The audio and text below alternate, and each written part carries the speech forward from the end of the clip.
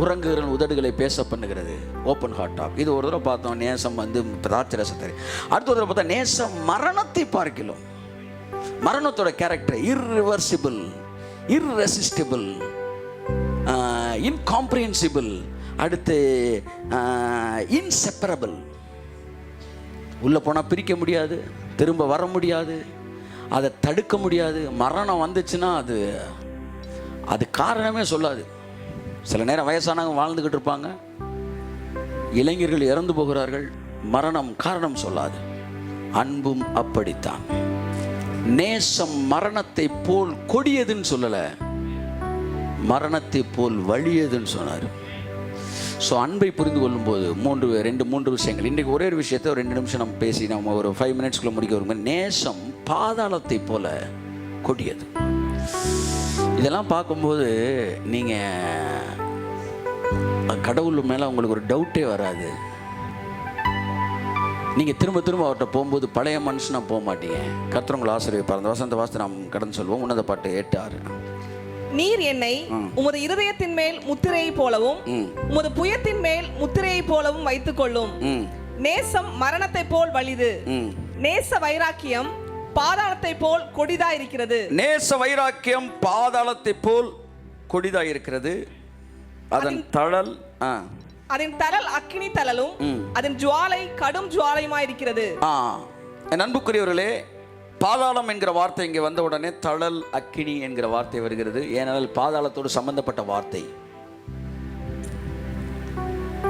ஹீப்ருல Sheol, கிரீக்ல had, கெஹன்னா என்கிற வார்த்தைகள் எல்லாம் பாதாளத்துக்கு பயன்படுத்தப்படுகிறது. ஏறக்குறைய 65 முறை இந்த பாதாளம் என்கிற வார்த்தை பைபிளில் வருது. குழி, பாட்டம்லெஸ் பிட் என்கிற அர்த்தத்தில் 3 தடவை வருது. கிரேவ் அப்படின்ற அர்த்தத்தில் 31 தடவை வருது.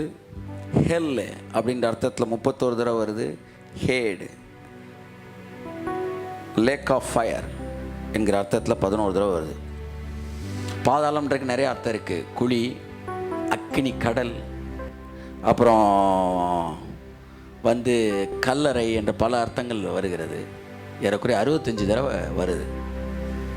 இந்த பாதாளத்தோட கேரக்டரெல்லாம் நீங்கள் பார்த்தீங்கன்னா நீங்கள் லவ்வோட கேரக்டரை நீங்கள் புரிஞ்சுக்கலாம்.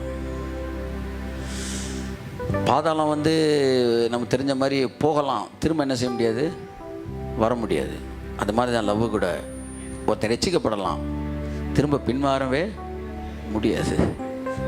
சாரி சார், பின்மாற்றம்ன்ற வார்த்தை சரியா அர்த்தத்தில் பயன்படுத்தப்படவில்லை. ஸோ இப்போ இந்த பாதாளத்தோட கேரக்டர் 3 கேரக்டர் பார்த்துட்டு இதை உங்கள் மைண்டில் வச்சுக்காங்க. எப்போல்லாம் அவரோட லவ் மேலே உங்களுக்கு டவுட் வருதோ அப்போல்லாம் இந்த பாதாளத்தை கொஞ்சம் யோசிங்க. தேவன் உண்மையுள்ளவர், தேவன் மாறாதவர். ஆமென். வாசிப்போம். நேசம் மரணத்தை போல வலிது, நேச வைராக்கியம் பாதாளத்தை போல கொடியது. அதன் தழல் அக்கினி தழலும் அதன் ஜுவாலை கடும் ஜுவாலை. தழல், அக்கினி, ஜுவாலை, இது எல்லாமே அன்பிற்கு பயன்படுத்தப்படுகிற வார்த்தைகள். அக்கினி அப்படின்னா லவ். அவர் வாயிலிருந்து அக்கினி புறப்பட்டது அப்படின்னா என்ன அர்த்தம்? அவர் வாயிலிருந்து அன்பான வார்த்தை வந்துச்சுன்னு அர்த்தம்.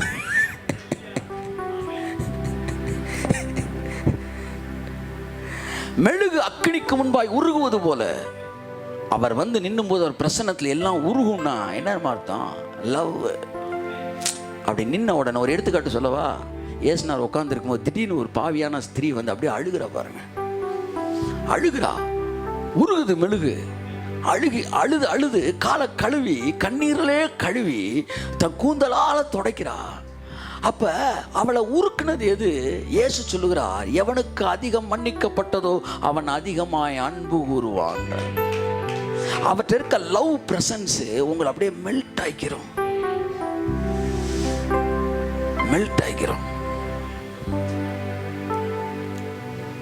ஸோ அக்கினி, தழல் இதெல்லாம் பைபிளில் மேக்சிமம் லவ்வை பற்றி தான் பேசுது. அதான் அந்த தண்ணீர், ஆறு, சமுத்திரம் இதெல்லாம் பாவத்தை பற்றி பேசுது. சமுத்திரத்திலிருந்து ஒரு மிருகம் எழும்பி வர கண்டேன் அப்படின்னா அந்த பாவ உலகத்திலிருந்து ஒருவன் எழும்பி வர கண்டேன். வெள்ளம் போல் சத்துரு வரும்போது, திரளான தண்ணீர்களை நீ கடக்கும் போது, தண்ணி எல்லாம் நெகட்டிவ் சென்ஸு, ஃபயர் எல்லாம் பாசிட்டிவ் லவ். அவர் என்ன சொல்றாரு? இந்த நெகட்டிவ் எல்லாம் சேர்ந்தாலும் என் பாசிட்டிவ் அழிக்கவே முடியாது. உங்க வாழ்க்கையில் அத்தனை நெகட்டிவ் வந்து நின்னாலும் அவர் உங்க மேல வச்சிருக்கிற அன்பு குறையாவே சார். அவர்கிட்ட இருந்து உங்களை பாருங்க, உங்கள்கிட்ட இருந்து அவரை பார்க்காதீங்க. நான் சொல்றேன், புரிஞ்சுட்டீங்களா? அதுதான் bottom line of these 3 messages. உங்களில் இருந்து அவரை பார்க்காதீர்கள், அவரில் இருந்து உங்களை பாருங்கள். பக்கத்தில் பார்த்து சொல்லுங்களேன், உங்களுக்குள்ள இருந்து அவரை பார்க்காதீங்க, அவர்கிட்ட இருந்து உங்களை பாருங்க. ஆமென். அவர் என்ன எப்படி பார்க்குறாரு? திரளான தண்ணீர் இருக்குல்ல, உங்கள் பாவங்கள், திரளான பாவங்கள், எதிர்மறையான காரியங்கள், அவர் உங்கள் மீது வைத்திருக்கிற அன்பை என்ன செய்யாதான்? தணிக்காதான். ஒருத்தன் வந்து காட்டி கொடுக்குறேன் வந்தானா, ரபீனா ஸ்நேகிதனேனாரா, முத்தம் கொடுத்தானா, அப்போ கூட உன்னை ஸ்நேகிதனேன்றாரு. அவரோட லவ் இறங்கவே இல்லை பாருங்க. ஒருத்தன் மறுதளிச்சானா,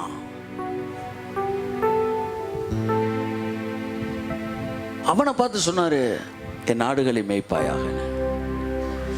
உங்களுடைய நான் இப்போ சொல்கிறதெல்லாம் நீங்கள் திரும்ப திரும்ப ஃப்ளெஷ்ல இருந்தே பார்த்தீங்கன்னா இந்த செய்தியே வேறு மாதிரி ஆகி போயிடும். நான் சொல்கிறது அவர்கிட்டருந்து பார்த்தீங்கன்னா வேறு மாதிரி. அதுதான் இது அநேகருக்கு இடறுவதற்கேதுக்கான கல்லும் விழுதற்கு ஏதுவான கண்மலையும் ஆயிற்று. தண்ணியை போடுவேன், தம் அடிப்பேன், பார்க்க போடுவேன், வேலைக்கு போக மாட்டேன்றவனுக்கு அது இன்னும் மோசமாக்கி விட்டு போயிடும். ஆமாம் சார், இப்போ களை இருக்குது, விதை இருக்குது, ரெண்டில் எது விதை வந்து களை, எது வந்து சரியான என்னதை சொல்லுவான் ஜானு, பயிர் எது, களை எதுன்னு தெரியல, இன்னும் வளரல. ரெண்டையும் கண்டுபிடிக்கணும். என்னங்க செய்யணும்? என்ன செய்யணும்? நீங்கள் என்ன செய்யணும்? வளரணும், அது செய்கிறது. நீங்கள் என்ன செய்யணும்? தண்ணி ஊற்றணும். எதுக்கு தண்ணி ஊற்றணும்? சத்தமாக சொல்லுங்க. எவ்வளோ நாள் தண்ணி ஊற்றணும்? ஊற்றிக்கிட்டே இருக்கணும். தண்ணி ஊற்ற ஊற்ற ஊற்ற ஊற்ற செடிக்கும் ஊற்று, கலைக்கும் ஊற்று, கலைக்கும் ஊற்று, செடிக்கும் ஊற்று, ஊற்ற ஊற்ற ஊற்ற ரெண்டும் வளரும். ரெண்டையும் வளர வச்சு இதுதான் கலை, இதுதான் பயிர் அப்படின்னு கண்டுபிடிக்கணும்னா இன்றைய தேவை கிருபையின் உபதேசம் மாத்திரமே. மறுபடி தேவ அன்பை ஊற்றுங்க. அப்படியே பாருங்க, பயிர் வந்து பயிராக மாறுது, கலை வந்து இன்னும் கலையாக மாறுது. அந்த கடைசியாக வந்து செப்பரேட் பண்ணுறதுக்கு தேவன் ஆசீர்வாத செய்தி தான் பயன்படுத்துகிறார், அன்பின் செய்தி தான் பயன்படுத்துகிறார். கர்த்தர் ஆசீர்வதிப்பார். என் அன்புக்குரியவர்களே, தேவனுடைய அன்பு அக்கினிக்கும் தேவனுடைய பாருங்க வந்து பாதாளவனுடைய அன்பிற்கும் ஓமையாக சொல்லப்பட்டிருக்கிறது. பிரசங்கி 9:10 இங்கேருந்து வாசிப்போம். ஒரு 4 பாயிண்ட்ஸ் நான் பேசி முடிக்கிறேன். பிரசங்கி 9:10. செய்யும்படி உன் கைக்கு நேரிடுகிறது எதுவோ அதை உன் பலத்தோட செய். நீ போகிற பாதாளத்திலே செய்கையும் வித்தையும் அறிவும் ஞானமும் இல்லையே. பார்த்தீங்களா? எல்லாரும் இங்க பாருங்க. செய்யும்படி உன் கைக்கு நேரிடுகிறது எதுவோ அதை எப்படி செய்யணும்? உன் பலத்தோட செய். அடுத்து என்ன ஆகும்? நீ செத்துட்டீன்னா, செத்ததுக்கு அப்புறம் நீ எது செய்யணும்னு நினைச்சாலும் செய்ய முடியாது அப்படின்றாங்க. இந்த டெத் இருக்குது பார்த்தீங்களா, இதான் ஞான ஸ்நானம். இதுக்கு இங்கிட்ட ஒரு லைஃப் இருக்குது, இதுக்கு முன்னாடி ஒரு லைஃப் இருக்குது. இந்த முன்னாடி இருக்க லைஃப் என்ன தெரியுமா? செய்யும்படி உன் கைக்கு நேரிடுறது எதுவோ அதை ஃபுல் ஸ்ட்ரென்த்தில் செய்யணும். அதான் ஓல்ட் டெஸ்டமெண்ட்டு. ஞான ஸ்நானத்துக்கு அப்புறம் நீ என்ன செஞ்சாலும் அங்கே எடுபடாது. கைத்தட்டு வந்தவருக்கு. ஏன்னா இப்போ நீங்கள் ஒரு மரணித்த இடத்திற்கு நீங்கள் வந்துடுறீங்க. பாதாளத்திலே நீங்கள் பாதாளத்துக்குள்ளே போயிட்டீங்க.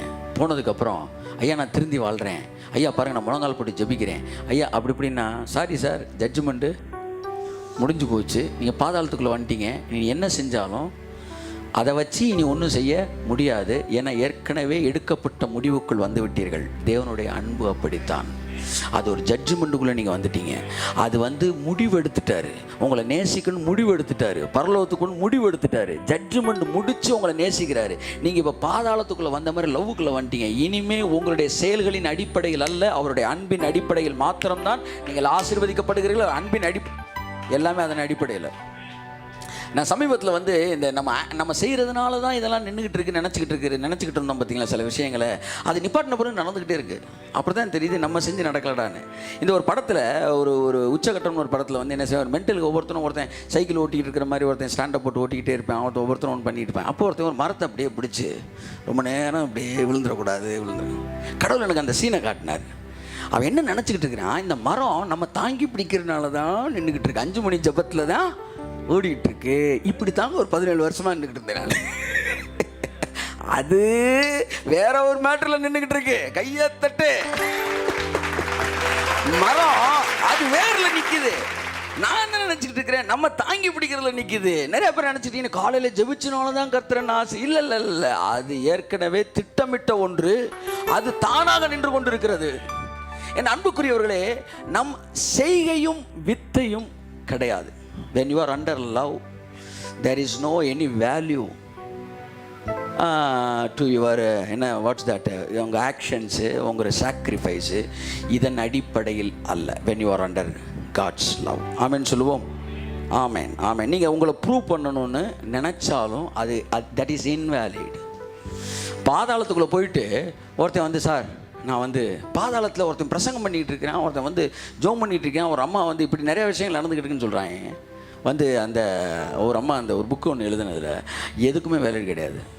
புரிஞ்சுக்கங்க, நீங்கள் அன்பினால் இயக்கப்படுகிற விஷயங்கள் தவிர உங்களை நிரூபிக்க நீங்கள் எடுக்கிற எந்த முயற்சிக்கும் அங்கே மரியாதை இல்லை. காரணம், அங்கே தேவனுடைய அன்பு மட்டும்தான் உங்களை ஆளுகை செய்து கொண்டிருக்கிறது. இப்பொழுது நீங்கள் ஒரே ஒரு காரியத்திற்காக ஆசீர்வதிக்கப்படுகிறீர்கள்.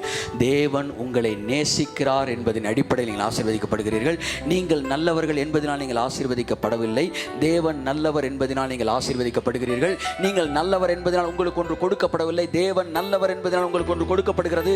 இந்த புத்தகம் நீங்கள் யார் என்பதற்கு எழுதப்பட்டதல்ல, தேவன் யார் என்பதற்கும் அவருடைய குமாரன் அவர் எவ்வளவாய் உங்களை நேசிக்கிறார் என்பதையும் காண்பிப்பதற்காகத்தான் எழுதப்பட்டிருக்கிறது. இந்த உலகத்திலே தம்முடைய மகிமைக்காக ஏற்படுத்தினதும்.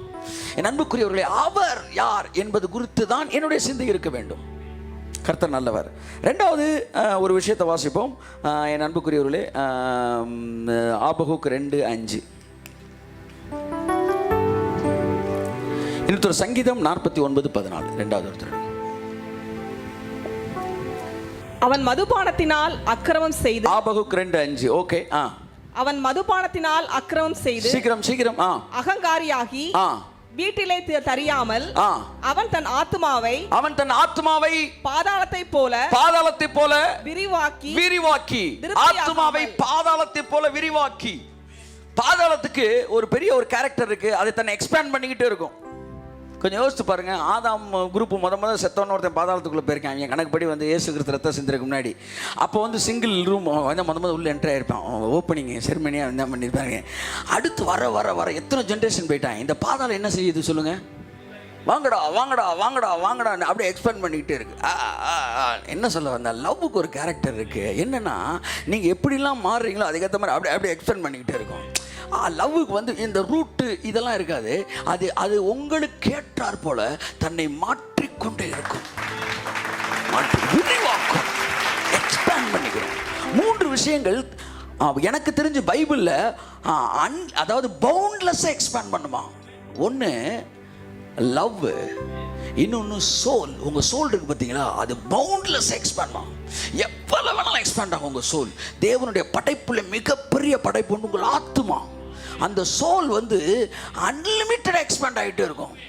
நீங்கள் எந்த அளவுக்கு உங்கள் சோலை நீங்கள் விரிவாக்குறீங்களோ அந்த அளவுக்கு நீங்கள் ஆசீர்வதிக்கப்படுவீர்கள். அது உங்கள் ஆத்துமா வாழ்கிறது போல நீ எல்லாவற்றிலும் வாழ்ந்து சுகமாய் என்று வேதம் சொல்கிறது. உங்கள் ஆத்துமா விரிவடையக்கூடியது, தேவனுடைய அன்பு விரிவடையக்கூடியது. அடுத்து பாதாளம் கொடுக்க வாங்கி விரிவடைந்து கொண்டு இருப்பது போல தேவன் அந்த ஃப்ளெக்சிபிலிட்டியை சொல்கிறேன். You must understand it. கடவுளோட அன்பை நீ புரிஞ்சுக்கணும்னா காட்ஸ் ஃப்ளெக்சிபிலிட்டி நீ புரிஞ்சுக்கணும். அது உனக்கு தன்னை விரிவாக்கக்கூடியது. ஆதாம படைக்க போறாரு. நன்மை தீமையறியத்தக்க விருட்சம் இருக்கு, ஜீவ விருட்சம் இருக்கு, சாப்பிடக்கூடாதுன்னு சொல்ல போறாரு. தூதல் கேட்குறாங்க, சாப்பிட்டுட்டா அப்படின்றாங்க. சாப்பிட்டுட்டா கழுதைய கையை கழுவிட வேண்டியதுதான் அப்படின்னு அவர் நினைக்கல. அவர் அடுத்து என்ன திட்டம், சாப்பிட்டுட்டா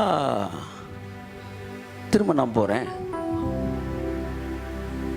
சரி, நீங்கள் போகிறப்ப அவங்க உங்களை ஏற்றுக்கலாட்டி திரும்ப நான் உயிரை கொடுக்குறேன். எவ்வளோ ஃப்ளெக்சிபிள் அப்படி பாருங்க, விரிவாகிட்டே வராரு பாருங்க. சரி, நீங்கள் ரட்சிக்கப்பட்ட பிறகும் அவங்க உங்கள் ரட்சிப்பை பற்றி ரட்சிப்புக்கு ரத்தம் சிந்தின பிறகும் புரிஞ்சுக்கலைன்னா ஆவியானவர் அனுப்புகிறேன். அதுக்கப்புறம் வந்து நான் ஊழியர்கள் மூலமாக அதை விவரித்து சொல்கிறேன். அப்படியே அவன் எந்த எக்ஸ்ட்ரீமுக்கு போகிறானோ அந்த எக்ஸ்ட்ரீமுக்கு அந்த லவ் அப்படியே எக்ஸ்பேண்ட் ஆகிட்டே இருக்கு. உங்களை அப்படி நேசிக்கிற ஒரு தேவன் இருக்கிறார். உங்களுடைய எல்லா உங்கள் வாழ்க்கையின் அத்தனை முடிவுகளுக்கு ஏற்றார் போல இந்த இடத்துக்கு வரும்போது தான் மனிதன் ஒவ்வொருவனும் தேவனால் நேசிக்கப்படுகிறான் என்கிற ஒரு விஷயத்துக்கு நாம் கடந்து வருகிறோம். அன்புக்குரியவர்களை, பாதாளம் தன்னை விரிவாக்கும். தேவனுடைய அன்பு தன்னை விரிவாக்கி உங்களை நேசிக்கக்கூடியது. ஆகவே அவருடைய அன்புக்குள்ள நான் இல்லை என்று சொல்லுகிற ஒருவனும் இங்கே இல்லை. அவருடைய எல்லைக்கு வெளியே இருக்கிற ஒருவனும் இங்கே இல்லை. காரணம், அன்பு உங்கள் எல்லையை விட பெரிதாக்கக்கூடியதாக இருக்கிறது. கப்பலில் போகக்கூடாது, மீறி என்ன கப்பல் பிரயாணம் போகிறாங்க. ஆனால் கப்பல் வந்து பயங்கர பிரச்சனையாகுது. அங்கே கர்த்தர் வந்து சொல்கிறாரு, பவுலே பயப்படாத, உங்கள் தலைமுடி ஒன்றும் கீழே விழாது. அப்படியே எக்ஸ்பேண்ட் பண்ணி கடலுக்குள்ளே வந்துட்டார் அந்த love. So God's love expand ஆகிட்டே இருக்கும். ஸோ என் அன்புக்குரியவர்களே, நீங்கள் மிஸ் பண்ணிட்டீங்க காட்ஸ் லவ்வை அப்படின்னு சொல்லக்கூடிய அளவிற்கு இந்த உலகத்தில் ஒருவனும் இல்லை. சங்கீதம் 49:14 சீக்கிரம். ஆட்டு மந்தையை போல பாதாளத்திலே கிடத்தப்படுகிறார்கள், மரணம் அவர்களை மேய்ந்து போடும். செம்மையானவர்கள் அதிகாலையில் அவர்களை ஆண்டு கொள்வார்கள். அவர்கள் தங்கள் வாசஸ்தலத்தில் நிலைத்திருக்க கூடாதபடி அவர்களுடைய ரூபத்தை பாதாளம் அழிக்கும். பாதாளத்துக்கு இன்னொரு கேரக்டருக்கு என்னுடைய இமேஜ், என்னுடைய அவுட்லுக் எல்லாத்தையும் மாத்திரும். சார், லவ் பத்தி தொடர்ந்து பேசுறீங்க, அன்பை பத்தி நீங்க பேசுறீங்க. மனிதர்கள் துணிகரமாய் பாவத்தில் இருப்பதற்கா? இல்லை, அன்புக்கு ஒரு பெரிய குணம் இருக்கு. பாதாளத்துக்கு ஒரு கேரக்டர் என்னன்னா, உங்களை வந்து அப்படியே டோட்டலாக மாத்திரும், உங்களுடைய உருவத்தை மாத்திரும். கர்த்தருடைய அன்பும் அப்படித்தான். அந்த அன்புலே ஒருத்தன் இருக்கும்போது அவன் கேரக்டர் எல்லாவற்றையும் அந்த அன்பு தான் மாற்றுது. அன்பு ஒரு காலம் ஒழியாது, நெவர் ஃபெயில்ஸ். எது வரைக்கும் ஒழியாது? என்னை மாற்றும் வரைக்கும் அந்த அன்பு மாறாததா எனக்குள்ள இருக்கிறது. ஆமென் சொல்லுவோம். ஏசாயா 57:9 சீக்கிரம். 57:9. நீ தைலத்தை பூசிக்கொண்டு ராஜாவினிடத்தில் போகிறாய், உன் பரிமளங்களை மிகுதியாக்கி உன் ஸ்தானாபதிகளை தூரத்திற்கு அனுப்பி உன்னை பாதாளம் மட்டும் தாழ்த்துகிறாய். பாதாளம் த பாட்டம். அதாவது என்ன சொல்ல வந்து, பாதாளம் என்பது இருக்கிறதுலே லோயஸ்ட். பாதாளம் மட்டும் உன்னை தாழ்த்துகிறாய். பாதாளத்துக்கு இன்னொரு மீனிங் இருக்குன்னா வந்து ஹம்பிள் பண்ணுறது. தேவன் பாதாளம் வரைக்கும் வந்தானே என்னன்னு அர்த்தம்? அதான் தாவி சொல்கிறேன், நான் பாதாளத்தில் படுக்கை போட்டாலும். அது என்ன அர்த்தம்னா, நீங்கள் அங்கேயும் வந்து என்ன தூக்குவீங்கன்னு ஒரு லிட்ரல் மீனிங் கிடையாது. என்ன சொல்கிறான்னா, நான் பாதாளம் அளவுக்கு ஒரு மோசமான ஒரு விஷயத்துக்கு போனாலும் உங்கள் லவ் அது வரைக்கும் இறங்கி வந்து என்ன தூக்கும். ஐயோ தட்டுங்க. கிரேஸோடைய வேலையே லவ்வுக்கு உங்களை கொண்டு போகிறது தான். The real purpose of grace is to take you to the divine love. The legalistic mentality வந்து என்ன செய்யுதுன்னா வந்து, எப்போவுமே நீ காலையில் சொன்னார், நீ விசுவாசிங்க. விசுவாசம் என்பது கட்டளையே கிடையாது. இவன் அடுத்த ஒரு கட்டளை கொடுக்குறான், விசுவாசிங்க அப்படின்னு. ஒருத்தர் வந்து வியாதியோட வரான், நீங்கள் விசுவாசிங்க சுகமாயிரும்னு சொல்லி அனுப்புறீங்க. நீங்கள் அதை விட என்ன சொல்லி அனுப்பலாம்? நீங்கள் கட்டாயம் சுகமாயிருவீங்க, தைரியமாக போங்கன்னு சொல்லி அனுப்பலாம். ஒரு கட்டளையை கொடுத்தீங்க, விசுவாசிங்கன்னு. இப்போ விசுவாசத்தையே கொடுத்துட்டீங்க அவனுக்கு. நீ என்ன சொல்லணும்? விசுவாசிங்கன்னு சொல்லக்கூடாது, சுகமாக்குவார்னு சொல்லணும். நீங்கள் விசுவாசத்துக்கு அதிகாரி அல்ல, அவர்கள் சந்தோஷத்துக்கு சகாயர். நாங்கள் விசுவாசிக்கிறதற்கு ஏதுவாக இருக்கிறோம். உன்னால் விசுவாசிக்க முடியாட்டும் பரவாயில்ல, நான் விசுவாசிக்கிறேன், கர்த்தர் கட்டாயம் உனக்கு அற்புதம் செய்வார் என்று சொல்லி அனுப்புவதற்காகத்தான் ஊழியக்காரர் இருக்கிறார். மறுபடி இவனுக்குள்ள அந்த லா மைண்ட் தான் வருது. எதை எடுத்தாலும் அதை வந்து கட்டளையாக்க தான் பார்க்குறான். பாருங்க, கட்டளையாக்க தான் பார்க்குறான். அதான் நான் சொல்றேனே, இலவசம்னா இலவசம் தான். 1 லட்ச ரூபா ப்ராடக்டை 1 ரூபா கொடுத்து வாங்கினாலும் அது என்னதான், காசு கொடுத்தா வாங்குறீங்க. Free means free, liberty means கையத்தட்டு. எக்ஸ்பேண்ட் ஆகட்டும் உங்க சோல். ஆமென், ஆமென், ஆமென், ஆமென், ஆமென், ஆமென். பயமே பேசிக். இந்த மாரல் ஃபியரே டெவிலோட சரக்கு, டெவிலோட சரக்கு. பயம் இல்லாதிருப்பாய். அச்சா, கையத்தட்டுங்க ஒருத்தவருக்கு. ஒரு ஓரத்தில் கொஞ்சம் ஜாக்கிரதையா இருக்குனாலே முடிஞ்சு போச்சு. புரியுதா உங்களுக்கு? நான் என்ன சொல்றேன், நான் இங்கே வரேங்க, 300 சேர் இருக்கு, எல்லாம் உள்ள வாங்க, ஒரே ஒரு சேர்ல மட்டும் வெடிக்குண்டு இருக்குன்றேன். ஒருத்தன் தானே சார் பயப்படணும், ஆனால் எத்தனை பேர் பயப்படுவீங்க? அவ்வளோதான் மேட்ரு. இதுதான் இந்த ஓரமாக இருக்கிற பயம். ஓரமாக இருக்க அந்த பயம் ஒட்டுமொத்த சுதந்திரத்தையும் காலி பண்ணிடும். ஒரு பெரிய நீச்சல் குளம், உள்ள கூச்சி நல்லா விளையாடுங்க, சந்தோஷமா இருங்க, ஆழமே கிடையாது, ஒரே ஒரு பாம்பு மட்டும் உள்ள சுற்றுது அப்படின்னா நீ எங்கேயுமே கால் வைக்க மாட்ட. அத்தனை சொல்ல வரேன் நான். கொஞ்சோண்டு பயம் கொடுத்தாலும் அது பிசாசு. லிபர்ட்டின்னு என்ன தெரியுமா? லிபர்ட்டி, கையத்தட்டு, அவ்வளவுதான். அதுக்கு மேல யோசிக்க கூடாது. அதுக்கு மேல யோசிக்க வேண்டியது கர்த்தர். கரங்களை தட்டி கர்த்தர் நன்றி சொல்லுவோம். இயேசுவின் நாமத்தில் சிந்தனை மண்டலத்தில் இருக்கிற தடைகள் உடைக்கப்படட்டும். ஆமென். வீட்டை கலைக்கிறவன் காற்றை சுதந்தரிப்பான். செவுரை தட்டி விட்டா காத்து வரும் உள்ள. ஆமென் சொல்லுங்க. அப்படித்தான் சுற்றி இருக்கிற லாவை எல்லாம் உடைச்சா தான் the presence of the Holy Spirit, the anointing of the Holy Spirit, ஆவியானவரோட மூவிங் வாழ்க்கையில பார்க்க முடியும். வீட்டை கலைக்க கற்றுக்கொள்ளுங்கள், காற்றை சுதந்தரிப்பீர்கள். கையை தட்டுங்க ஒருத்தவருக்கு. ஆமா, பக்கத்து வீட்டுக்காரர் சொன்னா, அப்பா சொன்னான்னு சர்ச்சுக்கு வர. ஆமா, பாத்துக்க, பயத்திலே மூவ் பண்ணக்கூடாது.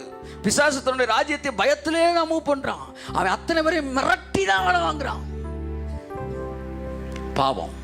ஆனால் தேவனோ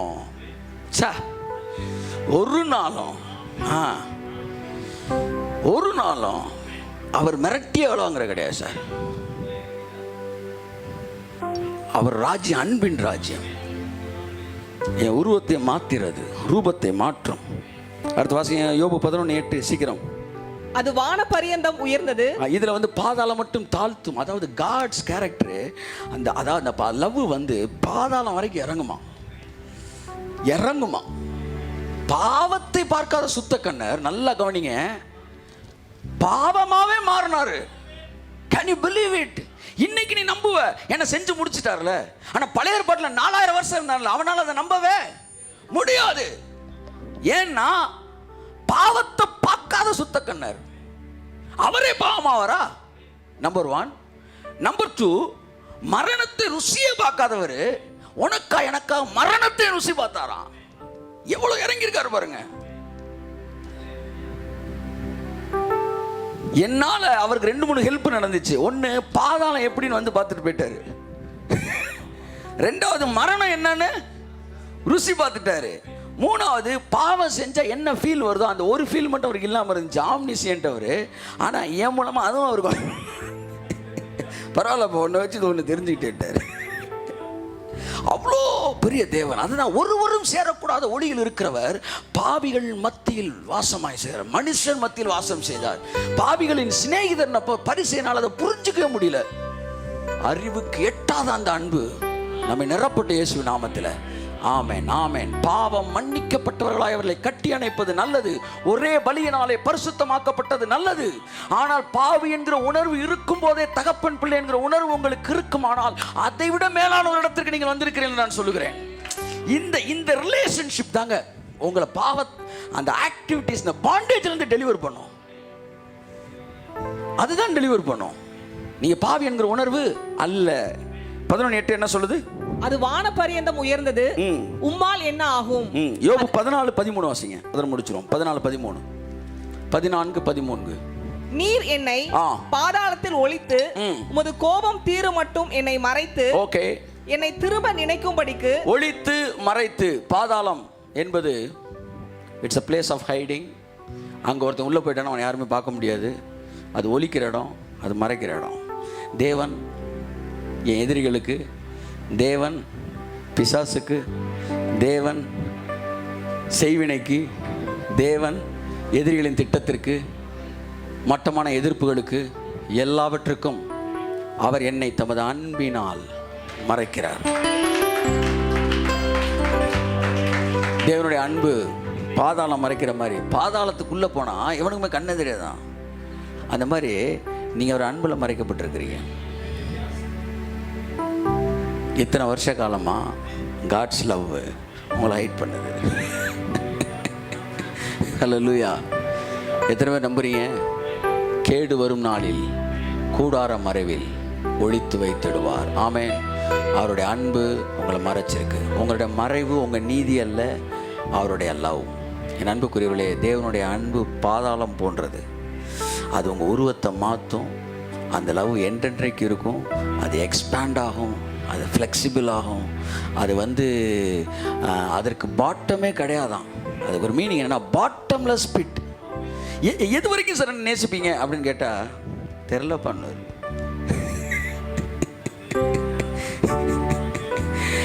எது வரைக்கும் சார் நேசிப்பீங்க தெரிலடாங்க. இல்லை, இது வரைக்கும், இதுக்கப்புறம் நான் நேசிக்க மாட்டேன்னு ஏதாவது சொல்லுங்க. எது வரைக்கும் நீ போனாலும் நான் அது வரைக்கும் நேசிப்பேன். நீ எவ்வளோ நாள் உயிரோட, ஒரு நாள் என்கிட்ட கேட்டார், எவ்வளோ நாள் உயிரோடு இருப்ப? நீடித்த நாட்களால், ஆண்டாண்டு காலமாய். சரியா நான் சொல்கிறேன் கேட்டுக்க. கர்த்தர் சொன்னார், நான் எவ்வளோ காலம் உயிரோடு இருப்பேனோ அவ்வளோ காலம் நீ உயிரோடு இருப்ப.